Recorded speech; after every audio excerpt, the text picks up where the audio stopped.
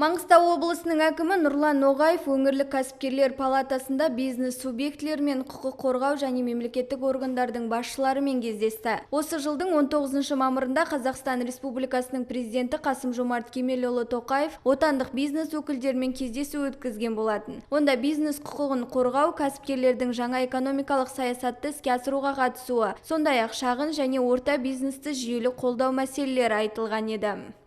Былтырғы кезеңмен салыстырғанда облыстың жалпы өңірлік өнімдегі кәсіпкерліктен түсетін үлесі ол да өскен. Былтыр 30% болатын болса, биыл осы сәйкесінше 5 айдың қорытындысымен 32% құрайды. Және жұмыс жасайтын осы субъектілерде жұмыс жасайтын азаматтардың да саны артқан, 4% артқан, 126 мың адам жұмыс жасайды.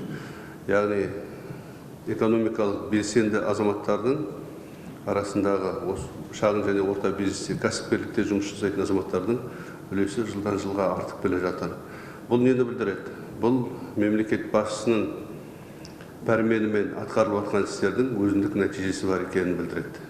Бүгінде Атамекен ұлттық кәсіпкерлер палатасы қызметінің маңызды бағыттарының бірі бизнесті қорғаудың экожүйесін құру. Қазір осы бағыт бойынша бірнеше іс-шаралардың жоспары бекітілген. Осы жоспарды іске асыру мақсатында Маңғыстау облысы прокурорының орынбасары Ержан Тұрмағанбетов қазіргі таңда 4500 кәсіпкердің субъектісінің құқығы қорғалып, тексерулерден құтқарылғанын айтты.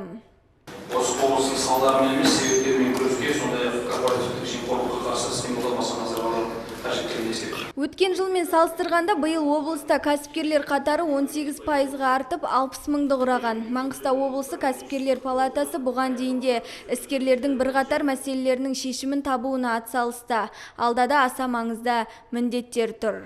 Статистикаға сүйенсек, облыста кәсіпкерлік субъектілерді тексеру 660-тан 860-ға дейін өскен. Оның себептері қаңтар оқиғасынан кейінгі жағдайлар болды. Тексеру ірі кәсіпорындарда 16,7%-ға, орта кәсіпкерлікте 36,2%-ға, ал шағын субъектілерде 8,8%-ға өскені байқалады.